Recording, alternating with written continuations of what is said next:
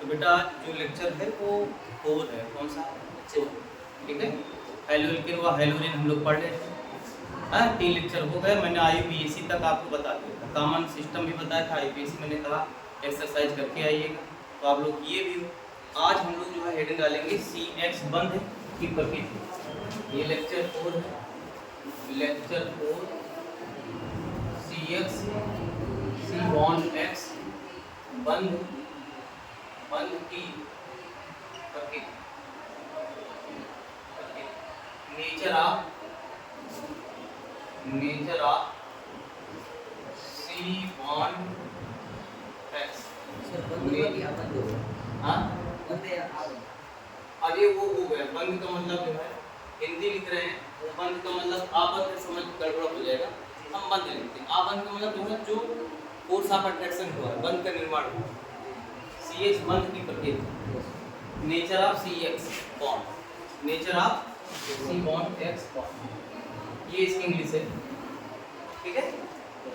अब इसमें थोड़ा सा आप लिखेंगे, देखो हाइड्रोजन परमाणु, हाइड्रोजन परमाणु अधिक, हाइड्रोजन परमाणु अधिक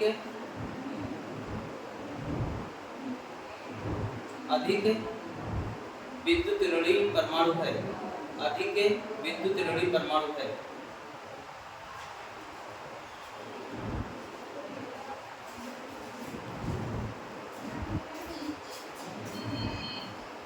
जिसके कारण एल्किल हैलाइड, जिसके कारण एल्किल हैलाइड ध्रुवीय प्रकृति का होता है, जिसके कारण एल्किल हैलाइड ध्रुवीय प्रकृति का होता है, जिसके कारण एल्किल हैलाइड ध्रुवीय प्रकृति का होता है।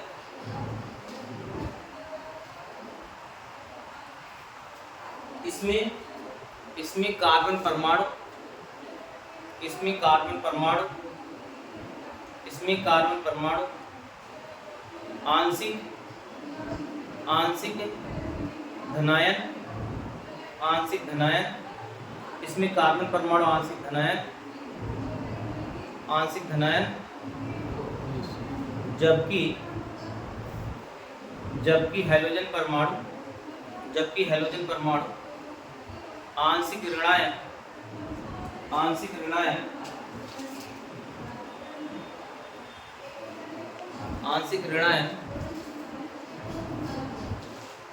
होता है, आंशिक ऋणायन होता है। ठीक बेटा। अब देखो इसका मतलब, देखो मान लीजिए C है और ये आपका X है, C बॉन्ड X, और इसको कहते हैं, देखिए ये है क्या आपका, ये आपका बेटा जो है एल्किल हैलाइड। क्या है? Alkyl halide.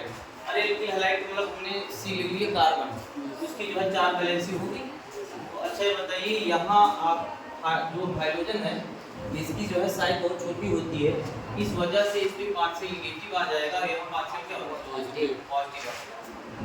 मतलब यह एरिया आपका, यहाँ पे इलेक्ट्रॉन का घनत्व बढ़ा हुआ, जिसके कारण यह क्षेत्र आपका न्यूक्लियोफाइल की तरह, और ये जो क्षेत्र जहाँ पे इलेक्ट्रॉन ऋणायन हमने दिखाया है, यहाँ पे इलेक्ट्रॉन की डेंसिटी या घनत्व कम है, जिसके कारण इस पर इलेक्ट्रॉन जो कम है और जो अधिक वाले इलेक्ट्रॉन होंगे यहाँ टाइप करेंगे। ठीक है। अगर इसको और लिखना चाहते हैं, यहाँ C का मतलब अगर हम एल्काइल लिख दें R और यहाँ लिख दें X, तो ये बताइए विद्युत ऋणात्मकता के कारण साझे का इलेक्ट्रॉन पार्शियल नेगेटिव इधर आ जाएंगे और पार्शियल जहाँ से जाते हैं वहाँ पार्शियल पॉजिटिव हो जाएगा।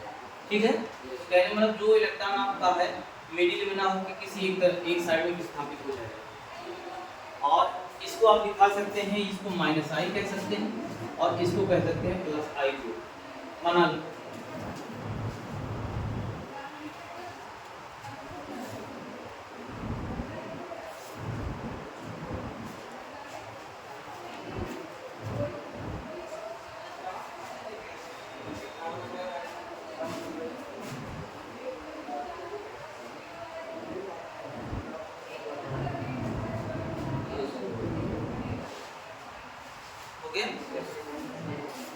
अब नोट लिखेंगे, नोट लिखेंगे, नोट लिखिए, नोट लिखिए। आवर्त सारणी में, आवर्त सारणी में, आवर्त सारणी में वर्ग में ऊपर से नीचे जाने पर परमाणु का आकार बढ़ता है, परमाणु का आकार बढ़ता है, परमाणु का आकार बढ़ता है।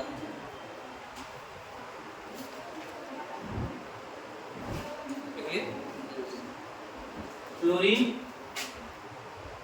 का आकार सबसे छोटा, सबसे छोटा,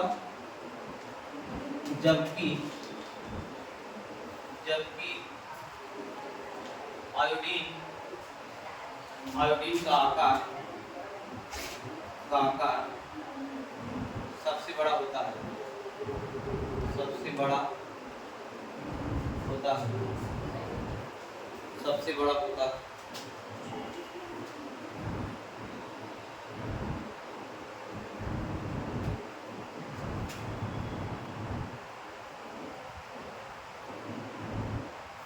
ओके,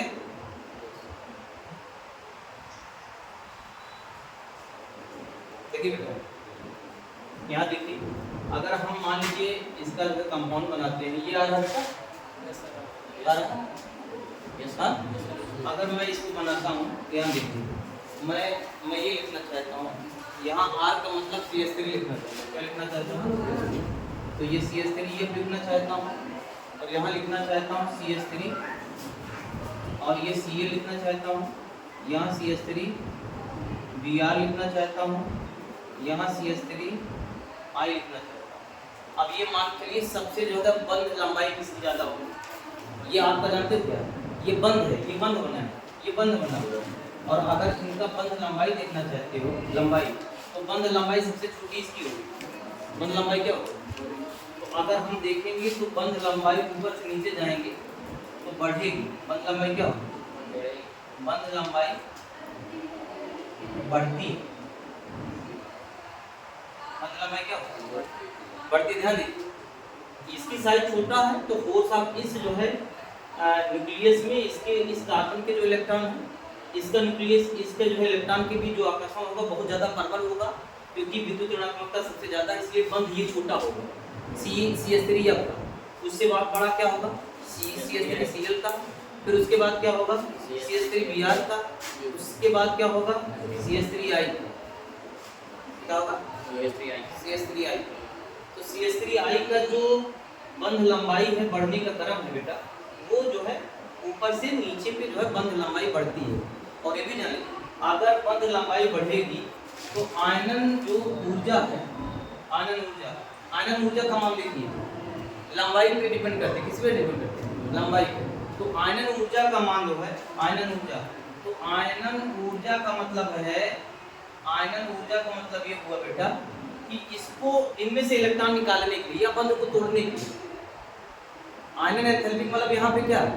बंध को तोड़ने के लिए। तो बंध को तोड़ने के लिए जो है आपको एनर्जी कम लगेगी भाई, बंध की अगर तोड़ने के लिए तो ऊर्जा जो है घटेगी। ऊर्जा क्या घटेगी? अगर कोई बंध छोटा, मान लीजिए ये छोटा चीज है, इसको इतना छोटा कर दे, इसको तोड़ने में आपको दिक्कत होगी, लेकिन रस्सी बड़ी हो उसको क्या कर सकते? तोड़ सकते। जितनी रस्सी बड़ी होगी उसको हम क्या कर सकते? उतना आसानी से तोड़ सकते हैं। यही बात मैं बता रहा हूँ, बंध लंबाई अगर बढ़ेगी तो आयनन ऊर्जा या आयनन एंथैल्पी का मान घटेगा। क्या होगा? ये एनसीईआरटी कह रही है, इसको बना लो, बना लो, बना लो, बना लो।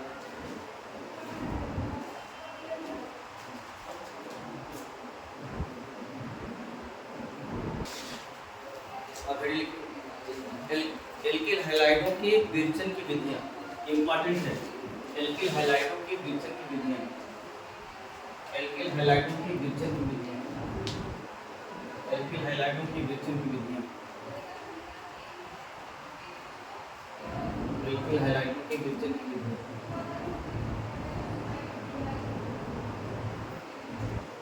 एल्किल हाइलाइटों के बीच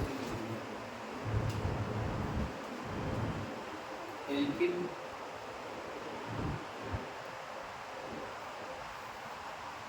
हाइलाइटों के बीच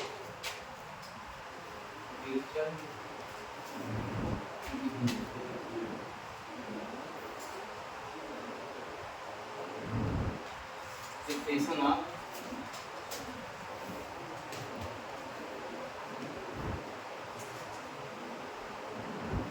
alkyl halide dictation of alkyl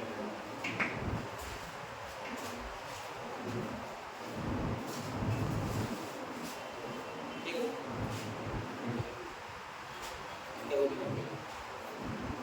alkyl halide dictation की विधि पहला कंडीशन लिखेंगे क्योंकि एल्कोहल्स इंपॉर्टेंट है ये पहले लिखिए alcohols alcohol alcohols from alcohol from alcohol alcohols from alcohol देखिए इसमें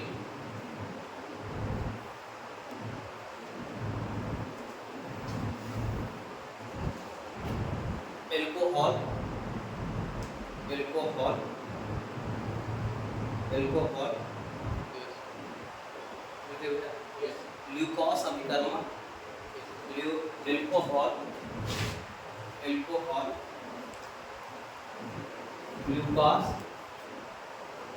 ग्लूकोज अभिकर्मक अभिकर्मक अभिकर्मक से क्रिया करके एल्किल हाइलाइट का निर्माण करते हैं एल्किल हाइलाइट का निर्माण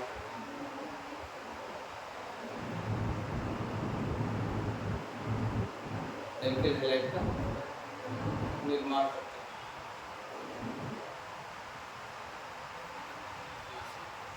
हो गया।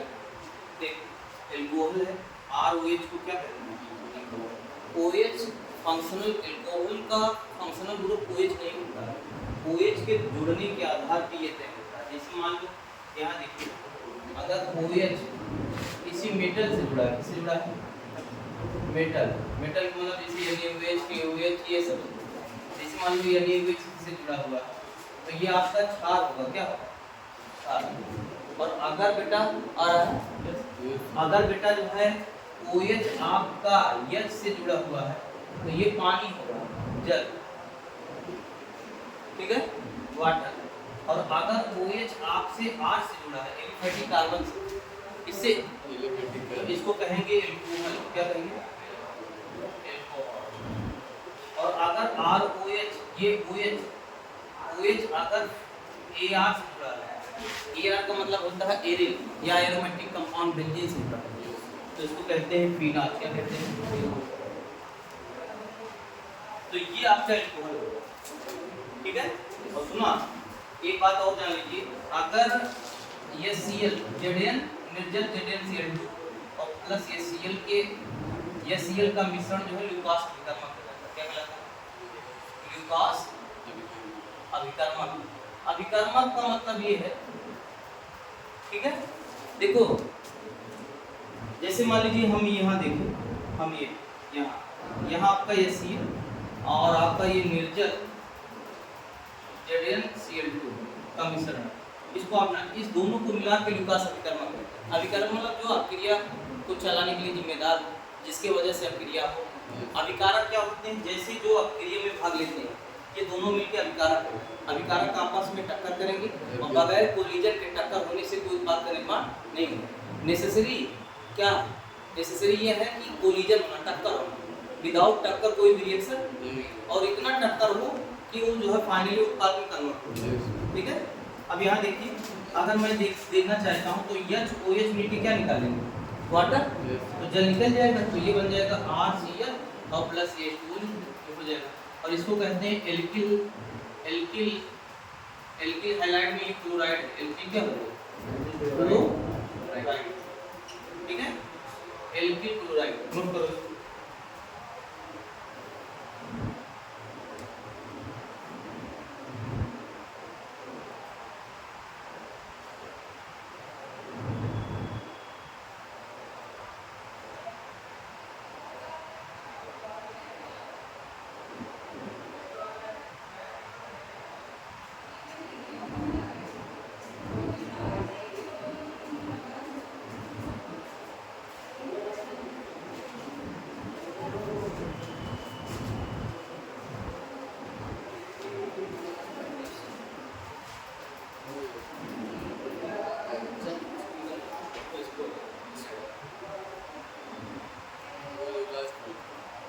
जानकारी कर सकते हैं कि अल्कोहल किसे कहते हैं। OH की जो है बॉन्डिंग जब R से रहेगा अल्कोहल, OH AR से अगर फेनिल से C6H5, OH से जुड़ा C6H5 से जुड़ा है तो उसको फिनाल, OH S से है तो जल, वाटर, और OH यदि किसी मेटल से जुड़ा है तो उसको हम क्या कहेंगे, क्षार कहेंगे। क्या कहेंगे, क्षार।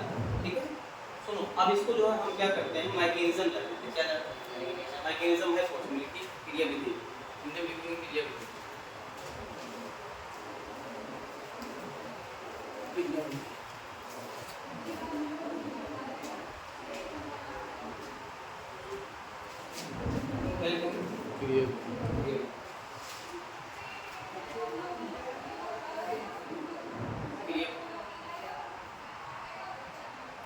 बहुत सारी किताबों में क्रियाविधि अलग अलग दिया रहता है। जो सटीक क्रियाविधि है मैं उसको बता रहा हूँ। सटीक मतलब क्या है, जो ठीक ठाक से है, ओरिजिनल उसकी जो क्रियाविधि है, तो वो हम आपको बता रहे हैं। देखिए यहाँ एल्कोहल है, क्या है, एल्कोहल का सूत्र क्या होता है, ROH, और ऑक्सीजन का 2 इलेक्ट्रॉन तो इधर जो है बॉन्ड बनाने में जो है पार्टिसिपेट करिए, और 2 आपका लोन पेयर बचा हुआ। आप जानते हैं ZnCl2 है, क्या है, ZnCl2 का अगर स्ट्रक्चर देखेंगे तो ZnCl, Zn के बाद आउटर सेल में 2 इलेक्ट्रॉन होते हैं, दोनों खर्च हो गए, तो इसमें कोई इलेक्ट्रॉन में बचा नहीं है। तो एक बार आप जान लीजिए बचा नहीं है, तो हमेशा ये जो है जो बिहेवियर इसका होगा लेविस एसिड की तरह होगा, लेविस एसिड की तरह होगा, लुईस अम्ल की तरह काम करेगा। इसका मतलब ये लुईस अम्ल वो होते हैं जो जोड़े में इलेक्ट्रॉन को ग्रहण करेगा, दोनों इलेक्ट्रॉन ले लेंगे और बनाएगा, ये मैकेनिज्म है R, उसके बाद दोनों इलेक्ट्रॉन दे दिया तो ये H, और यहाँ हो जाएगा Zn, और ये Cl2 हो जाएगा, और ऑक्सीजन पे आ जाएगा प्लस। जो देता है उस पे बोलो क्या आता है, प्लस आता है, जो देता है उस पे क्या आता है, प्लस आता है। ठीक है, प्लस हो गया। अब देखिए, अब यहाँ बेटा मैं ये बताना चाहता हूँ, ये जो R है ना, इस साझे के इलेक्ट्रॉन युग्म को ले लेगा, क्योंकि ऑक्सीजन की विद्युत ऋणात्मकता जो है अधिक होती है, 3 बॉन्ड बनाएगा तो ले लेगा। तो ये जरा बताइए, R पे आ जाएगा प्लस, क्या आ जाएगा प्लस, और निकल के आ गया ZnCl2OH, ये निकल गया। बस मुझे समझ में आएगी। अब यहाँ देखिए ZnCl2 हो गया। अब यहाँ देखिए बेटा, ये बताइए ये Cl है क्या, ये Cl, अरे भाई यूज किए थे रिएक्शन में, ये Cl पे क्या होता है प्लस, और Cl पे क्या होता है माइनस। ये Cl माइनस इस पे अटैक करेगा तो बना क्या लेगा, RCl, क्या बना लेगा, और ये आपका फाइनल प्रोडक्ट, ये उत्पाद है। अच्छा बताइए, यहाँ से H प्लस निकला है तो ये प्लस कहाँ जाएगा, इसके OH माइनस लेगा, बस में, अरे भाई इसके साथ जुड़ा हुआ है, यहाँ से OH माइनस और यहाँ CH प्लस, तो क्या हो जाएगा, देखो ये आपका पिक्चर में है ZnCl2OH, और फिर क्या करेगा, H प्लस यहाँ डालोगे तो H प्लस क्या करेगा, OH माइनस से रिएक्शन कर लेगा तो बना लेगा ZnCl2, और प्लस क्या होता है वाटर। इस प्रकार से इसकी मैकेनिज्म हुई। ठीक है, ये समझ में आया क्या, हाँ तो नोट कर लो।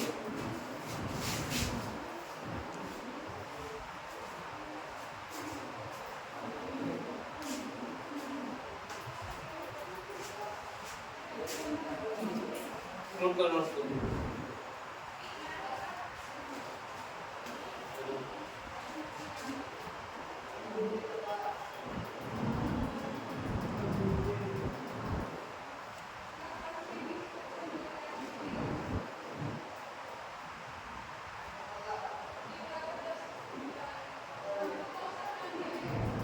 आराम से नोट करो।